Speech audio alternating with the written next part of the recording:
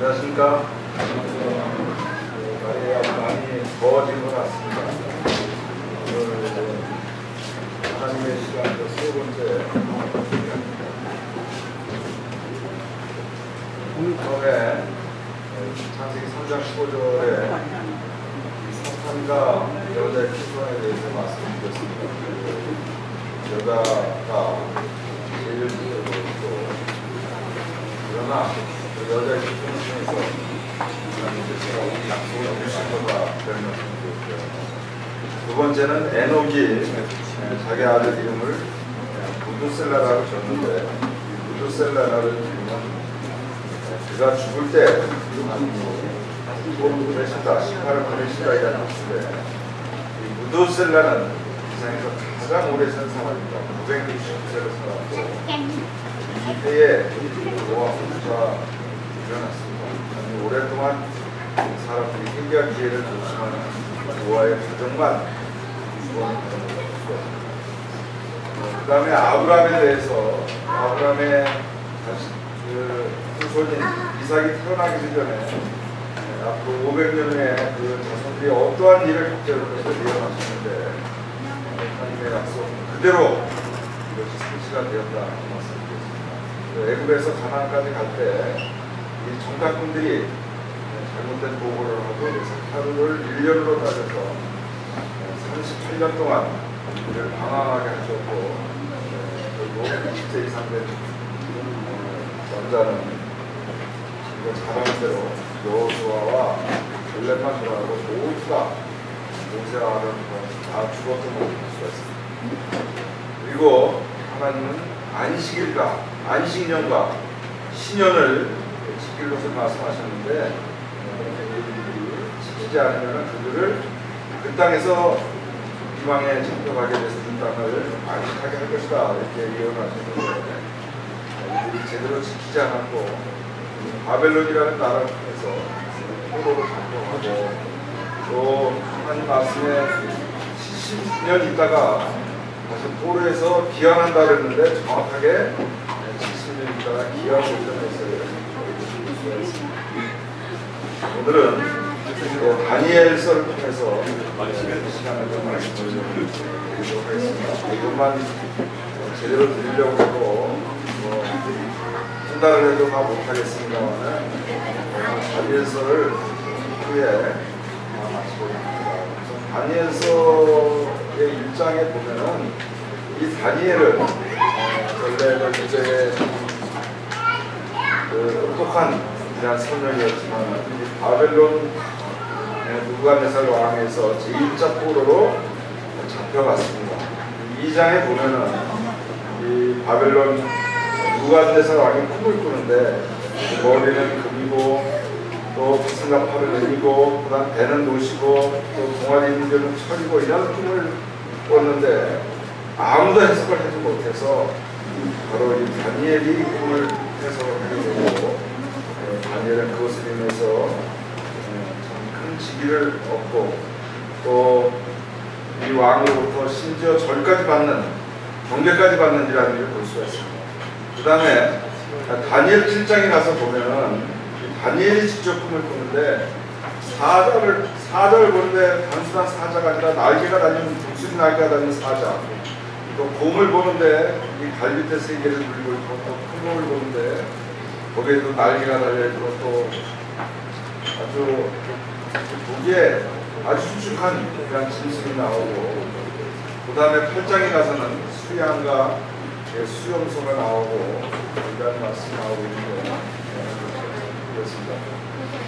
우선 이 말씀을 보고 그림은 이제 이거를 설명하기 위해서 그린 거고 말씀을 함께 읽어보도록 하겠습니다. 다니엘서 2장입니다. 시작. 왕이요 왕은 여러 왕들 중에 왕이시라. 하늘의 하나님이 나라와 권세와 능력과 영광을 왕에게 주셨고 사람들과 들짐승과 공중의 새들 어느 곳에 있는 것을 망령하시고 그것들을 왕의 손에 넘기사 다 다스리게 하셨으니 왕은 곧 그 흠머리입니다. 왕을 뒤이어 왕보다 못한 다른 나라가 일어날 것이요 셋째로 또 똑같은 나라가 일어서서 온 세계를 다스릴 것이며 넷째 나라는 강할 때가 새 같으리니 새는 모든 물건을 부서뜨리고 이기는 것이라. 새가 모든 것을 부수는 것 같이 그 나라가 문 나라를 부서뜨리고 휘둘 것이며 왕께서 그 발가락이 얼마는 무장의 진이요 얼마는 새인 것을 보셨은즉 그 나라가 나뉠 것이며 왕께서 새와 진에게 섞인 것을 보셨은즉 그 나라가 새 같은 든든함이 있을 것이나 그 발가락이 얼마는 새요 얼마는 진이긴즉 그 나라가 얼마는 든든하고 얼마는 부서질 만할 것이며 왕께서 새와 진에게 섞인 것을 보셨은즉 그들이 다른 민족과 서로 섞일 것이나 그들이 피차에 합하지 아니하니 새와 진에게 합하지 않은가 같으니까. 이 여러 왕들의 시대에 하늘의 하나님이 한 나라를 세우시리니 이것은 영원히 망하지도 아니할 것이요 그 후권이 다른 백성에게로 돌아가지도 아니할 것이요 도리어 이 모든 나라를 쳐서 멸망시키고 영원히 살 것이다. 그래서 이제 이 왕이 이 꿈을 꿨는데 이 꿈을 해석을 못했는데 이 다니엘에 가서 꿈을 해석을 했습니다. 그래서 꿈을 해석해 줬을 때 이 느부갓네살 왕이 40인치를 보면 엎드려 다니엘에게 절하고 명하여 예물과 상품을 그에게 주게 하리라. 이 포로 나라에 잡혀온 소년에게 이 왕이 절했다. 이거 얼마나 대단해요. 만약에 우리나라 지금 위안부 사하는데 만약에 새로 된 이란이 일본 왕이 우리나라에 와가지고 위안부한테 절했다 그러면 대단한 사건이죠. 안 합니다 절대로 일본 사람은. 그러나 이 느부갓네살 왕이 그 해석을 듣고 나가지고 다니엘에게 절을 했다. 굉장히 놀라운 사건이죠. 그리고 너희 하나님은 참으로 모든 신들의 신이시여 모든 왕의 주제시로다. 네가 능히 인물한 것을 나타냈으니 네 하나님은 또 은밀한 것을 나타낸 이시로다. 이렇게 나가는 것입니다. 근데 그 다음에는 이 다니엘서 7장에 보면은 다니엘이 직접 꿈을 꿉니다. 읽어보겠습니다. 시작. 큰 짐승 넷이 바다에서 나왔는데 그 모양이 각각 다르더라. 첫째는 사자와 같은데 독수리의 날개가 있더니 내가 보는 중에 그는 날개가 뽑혔고 또 땅에서 달려서 사람처럼 두 발로 서대함을 받았으며 또 사람의 마음을 받았더라. 또 보니 다른 짐승이고 둘째는 곰과 같은데 그것이 몸 한쪽을 들었고 그 입에 잇사에는 새 갈대가 걸렸는데 그것에서 말하는 자들이 있어 이르기를 일어나서 많은 고기를 먹으라 하였더라. 여기에 그 세 번째가 계속 나오고 있는데요. 여기 언뜻 보면은 큰 짐승 넷이 바다에서 나오는데 그래서 우리가 성경에서 보통 땅에서 나왔다 그러면 그것은 유대인을 의미하고 바다에서 나왔다 그러면 이방인을 의미한다 이렇게 일반적으로 해석을 하고 앞으로도 계시록에서도 마찬가지고요. 여기서도 바다에서 넷이 나왔다 하면은 이것은 이방 왕들이다 이런 뜻입니다. 계속 읽어보겠습니다. 시작. 그 후에 내가 또 먼저 다른 짐승 곧 곰과 같은 것이 있는데 그 등에는 새의 날개 넷이 있고 그 짐승에게 또 머리 넷이 있으며 권세를 받았더라. 내가 항상 가운데 그 밤에 본 넷째 짐승은 무섭고 놀라우며 또 매우 강하며 또 새로운 큰 이가 있어서 먹고 부서뜨리고 그 나머지를 발로 밟았으며 이 짐승은 전에 모든 짐승과 다르고 또 열뿔이 있더라. 내가 그 뿔을 유심히 보는 중에 다른 작은 뿔이 그 사이에서 나더니 첫 번째 뿔 중에 셋이 앞에서 뿌리까지 뽑혔으며 이 작은 뿔에는 사람의 눈 같은 눈들이 있고 또 입이 있어 큰 말을 하였더라. 또 8장에 가서도 역시 이게 다니엘이 꿈을 꾸입니다. 보겠습니다. 시작. 내가 꿈을 들어보니 두 개의 뿔을 가진 수양 한 마리가 가까이에 서 있었다. 그 수양의 두 뿔은 모두 길었으나 나중에 난 뿔이 먼저 난 뿔보다 더 길었다. 내가 보니 그 수양이 풀로 서쪽과 북쪽과 남쪽을 들이받았다. 그러나 그것을 당할 짐승이 없고 그 시행자들을 구출할 자가 없으므로 그것이 제 마음대로 행하며 대단한 여세를 과시하였다. 내가 이것을 생각하고 있을 때 갑자기 수염소 한 마리가 서쪽에서 달려나와 온 땅을 누비며 다녔는데 너무 빨라 그 발이 땅에 닿지 않을 정도였다. 이 수염소는 눈과 눈 사이에 아주 큰 불 하나가 있었다. 계속 보겠습니다. 그것이 내가 가까이서 본 돋불이 수양에게로 무섭게 달려가더니 그 수양을 맹렬히 공격하여 큰 돋불을 꺾어버렸다. 수양은 그것을 대적할 만한 힘이 없어 땅에 쓰러지고 짓밟혔으나 그것을 구해줄 자가 아무도 없었다. 그 수염소는 거만을 피우며 점점 강력해졌으나 그 위세가 절정에 달했을 때 갑자기 그 큰 불이 꺾이고 그 자리에 독특하게 생긴 뿔 4개가 하늘 사방으로 나갔다. 네, 이와 같이 이제 아까 다시 그림을 봤습니다만 다시 한번 저희가 조금 참여를 해보고요. 조금 이제 우리 성계자님들이 이 말씀을 읽으면서 다 기억하실지 모르지만 저는 뭐 처음에 이 말씀을 읽을 때 아이고 뭐가 뭔지 전혀 몰랐는데 이 표를 좀 보세요. 그래서 다니엘서 2장에는 우선 금과 은과 녹과 철과 진흙 이렇게 나왔죠. 그렇죠? 그 다음에 다니엘서 7장에는 사자 플러스 독수리 날개, 곰 플러스 새의 갈빗대, 표범 플러스 새의 날개 넷, 또 머리 넷, 그리고 짐승 플러스 열풀, 그 다음에 다니엘서 8장은 수양과 수염소 이렇게 되어 있는데 이때는 이 다니엘이 예언될 때는 어느 나라 시대였냐면 바벨론 시대였었어요.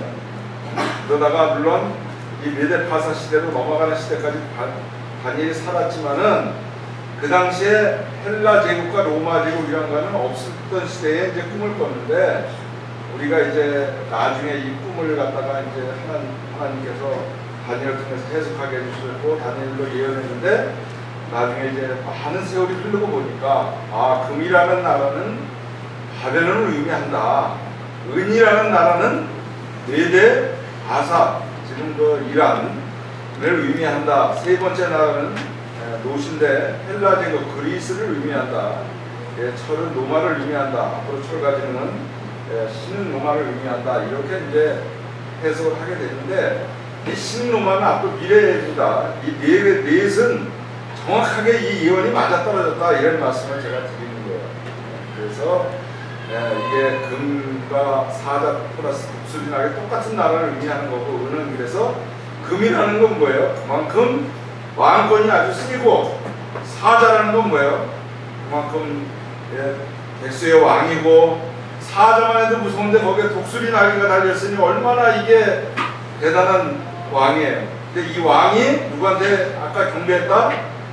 다니엘에게 경배했다 하는 거죠. 그 다음에 메데하고 바사는 두 개가 처음에 동맹국이었는데 메데라는 나라는 약했고 이 바사라는 나라는 아주 강했다 하는 걸 보는데 은이고 또 곰과 새를 갈빗대가 있다는데 수양의 의미가 됐어요. 그 다음에 세 번째 나라는 이 그리스 노신데 이 표범 새의 날개니까 머리가 넷이 있는데 이 수염소 아까 수염소가 서쪽에서 달려 수양을 한번 들이받으니까 그냥 뭐 그대로 나가 떨어졌던 이런 것을 우리가 보는데 그 다음에 이 철은 로마 제국이다. 그래서 이 다니엘서 2장과 7장과 8장에 나와 있는 이 이방 제국 네 나라는 바벨로니아와 메데 바사 제국과 헬라 제국과 로마 제국이다 하는 말씀을 드려요. 그래서 이거에 대해서 자세한 거는 뭘 봐야 된다?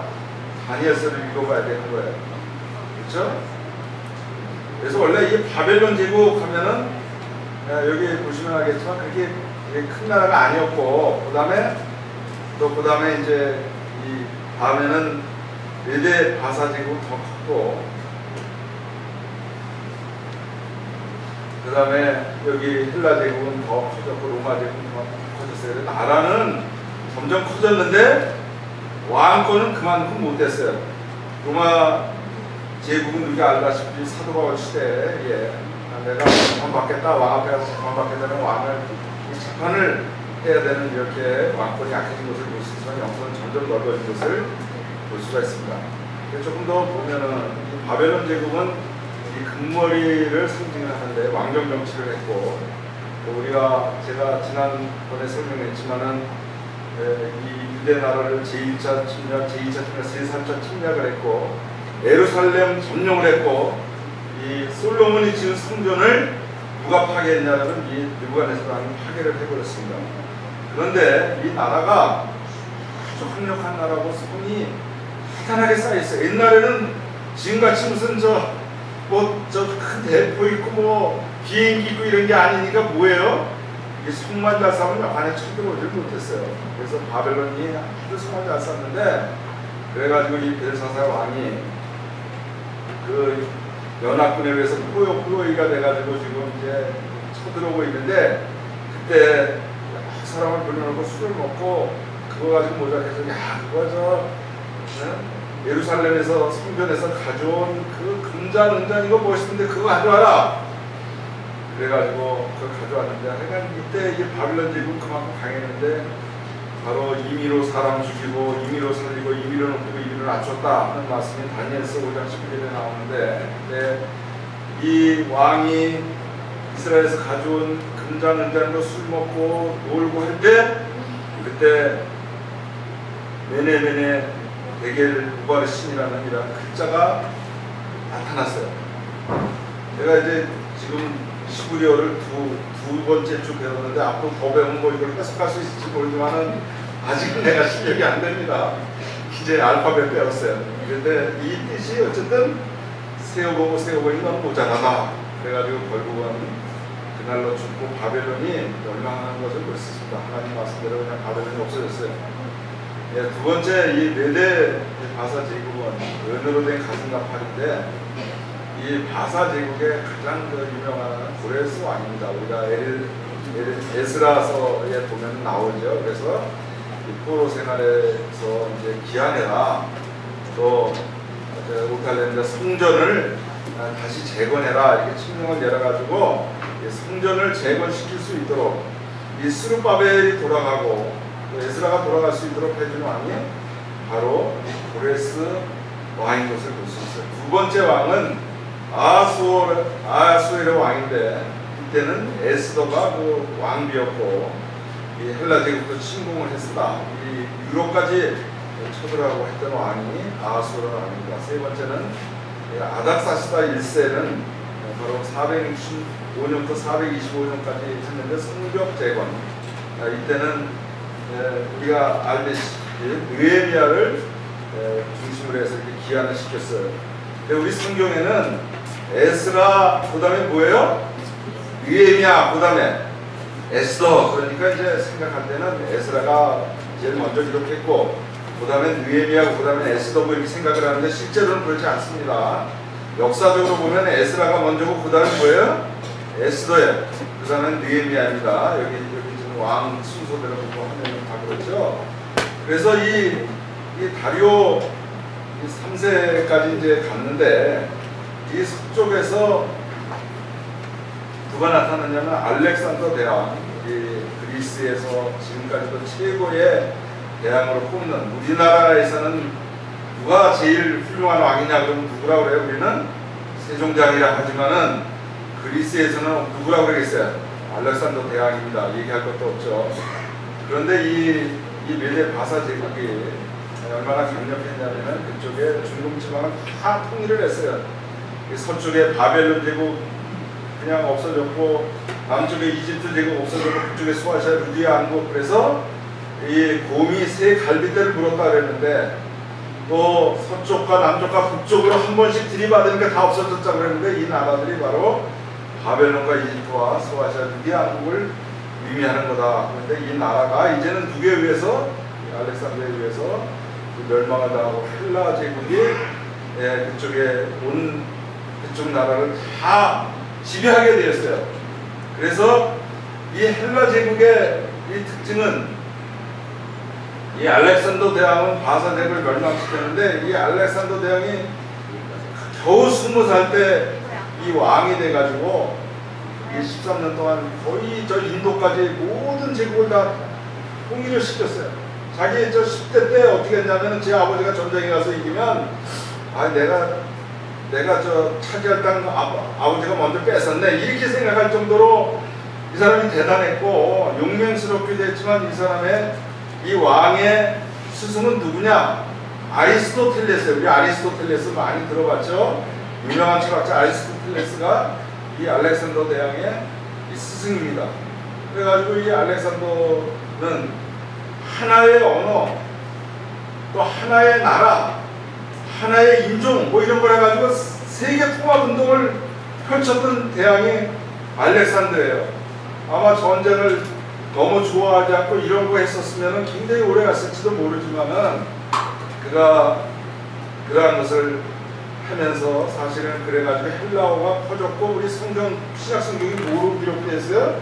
헬라어로 기록된 것이 바로 이 알렉산더 대왕 때문입니다. 그리고 알렉산더 대왕이 뭐 이렇게 전세를 의하면은 그 예루살렘에 갔을 때 이때 이제 다시 이 에스라와 느헤미야 시대를 통해 가지고 성전이 다시 재건이 됐는데 거기 가가지고 제사장을 찾아서 나는 이 성전을 절대로 멸망시키길 원치 않는다.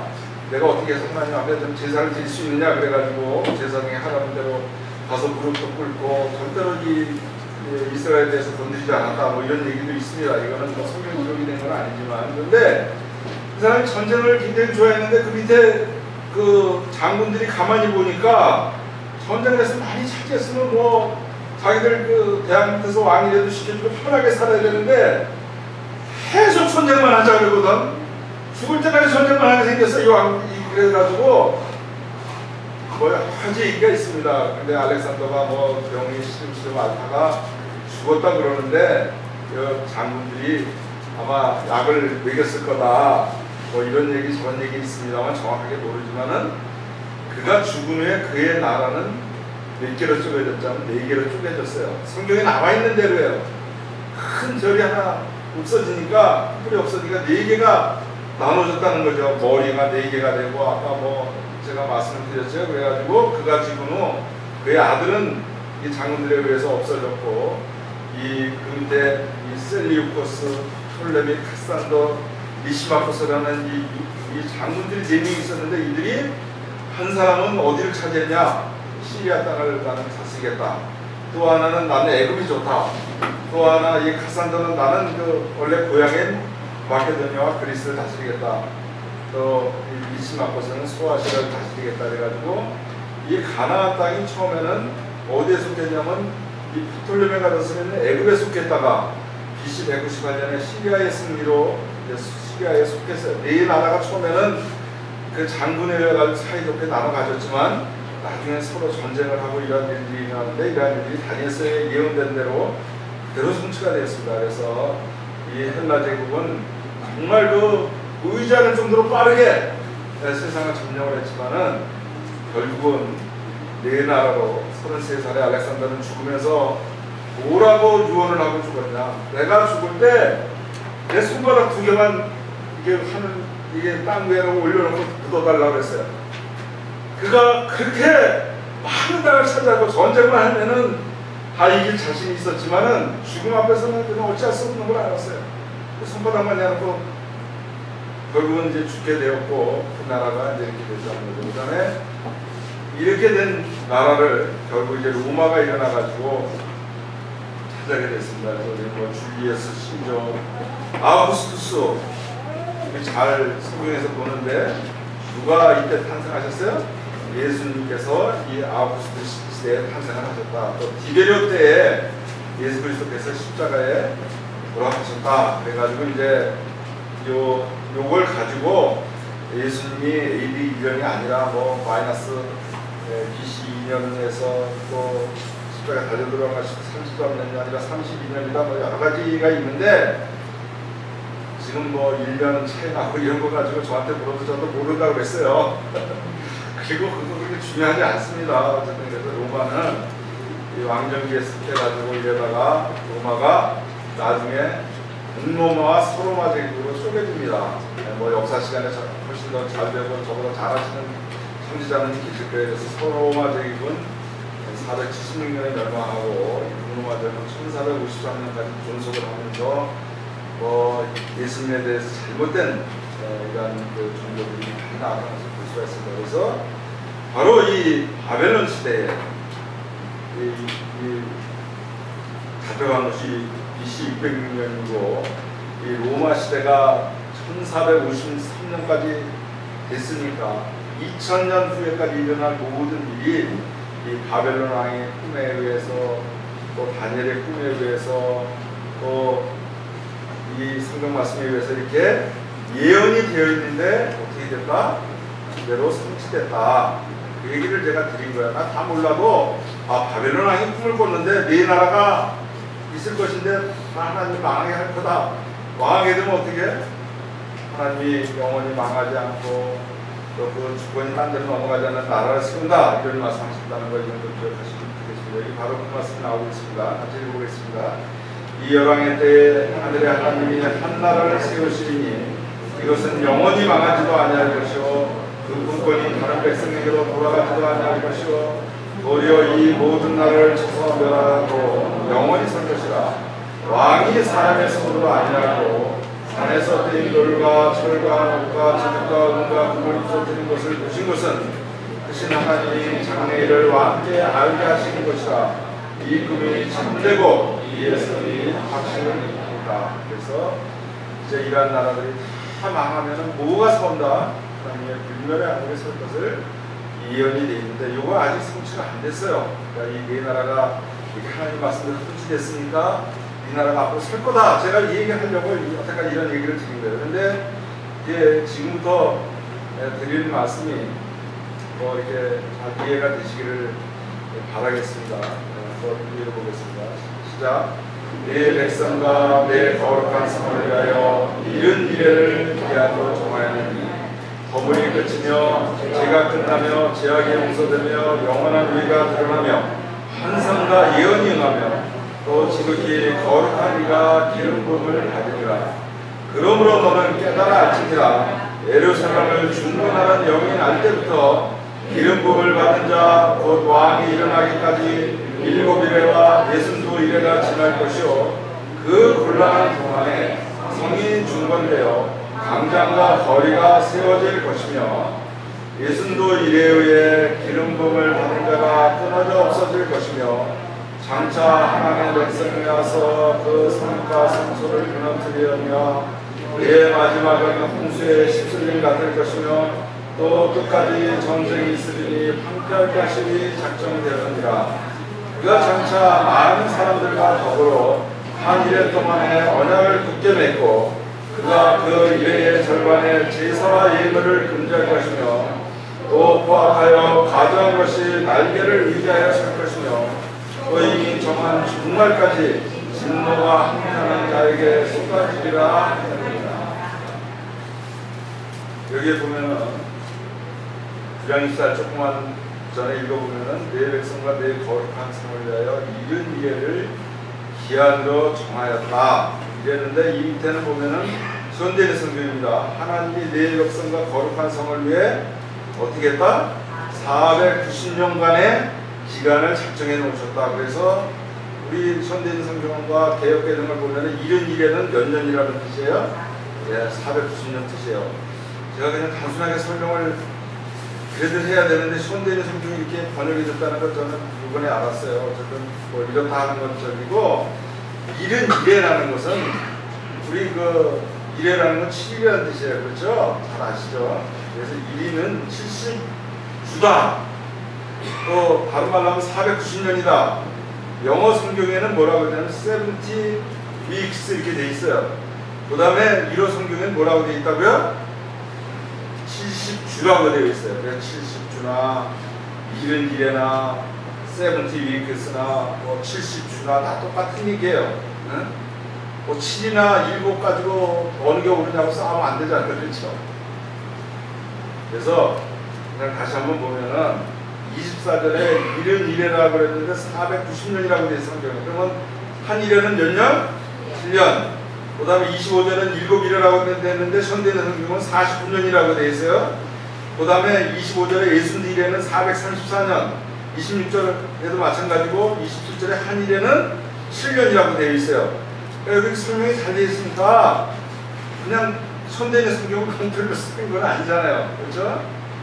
그래서 그게 중요한 것이 아니라 예루살렘을 중건하는 영이 날 때부터 70일에가 지나면 예루살렘을 중건하는 영이 이때는 일어나질 않았는데 이 일이 앞으로 일어날 것이다. 다니엘의 이 9장이 기록할 때 그러면 그때부터 70일에가 지나면 무슨 일이 일어나냐면은 허물이 맞추며 죄가 끝나며 제약이 용서되며 영원한 위가 드러나며 이상이 응하며 예언이 응하며 지극히 거룩한 자가 기름 부음을 받으리라. 즉 예수 그리스도께서 통치하는 시대가 온다고 예언이 되어 있는 거예요.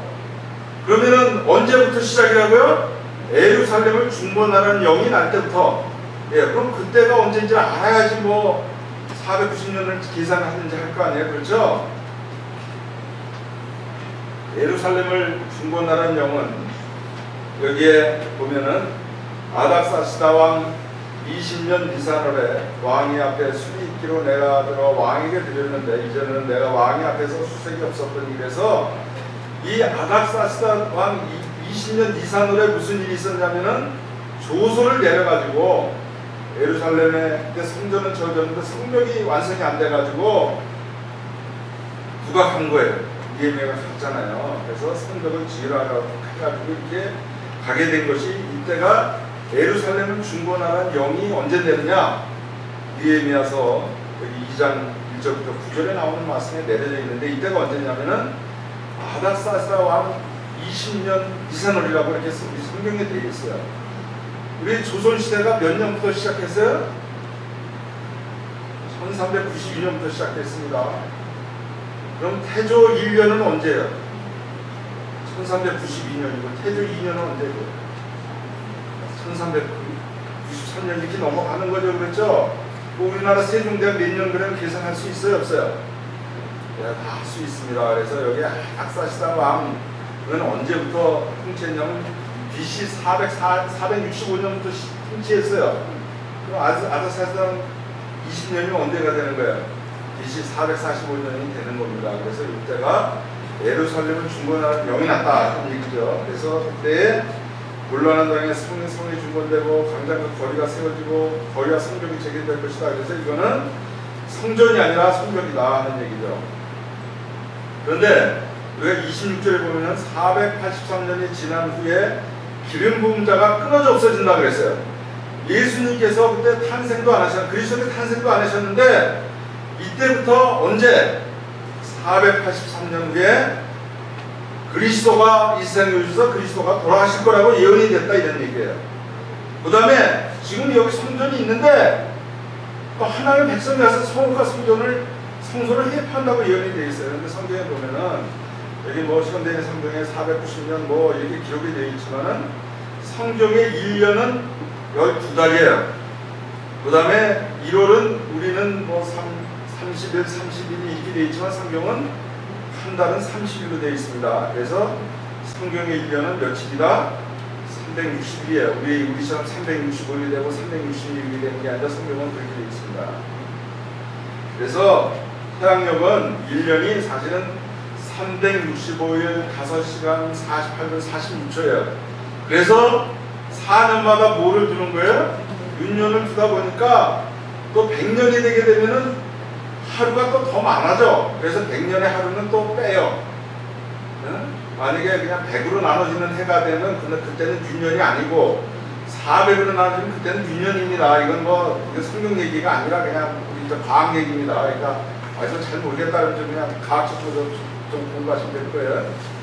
그래서 제가 여기 시간 간단하게 말씀드리면은 성경은 365일이고 우리 달력은 365일이다 그런 얘기예요. 1년이. 그러다 보니까 69주 7일 곱하기 360일 하면은 17만 3,880일이 나와요. 그래서 이거를 365로 나누면은 476년 140일이 나오고 나머지가 140일이 나와요. 그런데 476 나누기 4-3일은 116일이 나오는데 이거는 6년이 그동안에 며칠 있었다?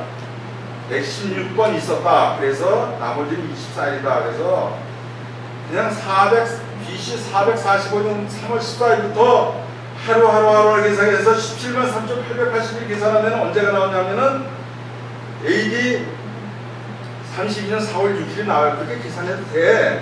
언제 그거 계산하게 되겠어요, 그렇게. 그러니까 이렇게 간단하게 계산을 해보면 그렇게 되는 거다. 이거 잘 모르겠으면 나중에 개인적으로 물어보죠. 시간이 없어서 제가 40원 그래서 이렇다는 얘기고요. 그래서 이제 다른지 하나만 제가 말씀을 드리면은 수학에는 -3, -2, -1, 그 다음에 뭐예요? 0, 그 다음에 1, 2, 3 이렇게 되어 있습니다. 그런데 연도는 BC 3년, BC 2년, BC 1년, 그 다음에는 0년이 없어요. AD 1년 있으니까 이게 하루가 차이 난다. 건물도 마찬가지예요. 0층은 없어요. 지하 1층 다음에 뭐예요? 1층이에요. 그거랑 똑같은 거예요. 그래서 이걸 그냥 수학으로 계산하면 이게 숫자 안 맞습니다. 이게 건물도 마찬가지고. 그래서 AD 32년에 정확하게 무슨 일이 나냐, 우리 예수님께서 정확하게 돌아가셨어요. 십자가에 달려가지고. 그리고 이게 오차가 나면 몇 년이나 해야 되냐면은 이래로 하면 7년이나 해야 되는 거예요. 예수님이 32년서부터 39년 사이에 돌아가셨으면 그거는 무조건 이 말씀이 그대로 맞는 거예요. 네, 그러니까 이거 얼마나 참 놀라운 말씀이냐 이런 말씀을 드리는 거고요. 네, 시간이 나가서 빨리 말씀드려야 되겠는데 하나님은 70일의 언약을 정하셨고 69일에 기름 부은 자 예수 그리스도께서 죽음을 당하신다는데 그대로 성경 말씀이 이루어졌다. 또 하나님의 백성이 와서 성과 성소를 입한다는데 AD 70년 로마의 티투스 장군에 의해서 돌 하나가 안 남고 예루살렘 성전이 다 파괴가 되어서 그 다음에 지금은 예루살렘 성전이 아닌 해교도 그 회당이 거기에 지어져 있습니다. 그리고 그런데 여기에서 한 일에는 아직 이루어지지 않았고 이건 미래의 사건이다. 이러한 말씀을 드리는 것입니다. 또 다 이해하시는 분이 다음 시간에 제가 조금 더 설명을 하겠는데 어쨌든 이 70일회로 기한을 정해가지고 지금 69일회가 지났는데 그 예언이 그대로 성취가 되어 있는데 1일회는 하다가 멈추었어요. 왜 멈췄느냐? 그건 다음번에 말씀을 드려야 됩니다. 그냥 그런 게 있었나 보다 이 정도 이해를 하시고 하시면 되겠습니다. 그리고 이상의 국가왕이 세워지고 폐해지는 것은 하나님의 손에 달려있고 다니엘서에 예언된 국가들이 세워져서 세계를 지배했고 하나님 말씀대로 그대로 다 멸망을 당했습니다. 하나님께서 통치하신 나라가 세워지기까지 아직 미래의 사건이다. 그게 하나님이 세우시는 영원히 망하지 않는 하나님이 통치하시는 나라가 세워질 것입니다. 우리는 그 나라를 바라보고 오늘 어떻게 살아야 할지 교훈을 받아야 하겠습니다 하는 말씀드려요. 오늘부터 예배 시간은 똑같습니다. 그리고 1교시는 12시 10분, 제가 1분 남았는데 빨리 끝내야 될 것 같아요. 그리고 광고 시간은 12시 20분까지 하고 2교시를 13시 10분까지 해서 13시 10분에 식사하도록 하겠습니다. 왜냐하면 너무 좀 힘들다 이런 말씀이 계셔서 이렇게 하니까 제가 자세히 설명드리려고 하는데 시간이 없으면 못 드리겠습니다. 기도하고 마치겠습니다. 은혜와 사랑이 풍성하신 아버지 하나님 감사를 드립니다. 다니엘서 2장과 7장과 8장에 나와 있는 말씀들이 그대로 성취된 것을 위해서 감사를 드립니다. 하나님 말씀에 의해서 이러한 모든 것이 이루어진 것을 보고 우리 자신을 돌아보고 미래에 하나님께서 세우실 그날을 바라보고 살아가는 우리들에게 하여 주옵기를 원합니다. 이 모든 시간 중학교 부탁드렸고 우리 주 예수 그리스도를 받들어 감사하는 기도합니다. 아멘.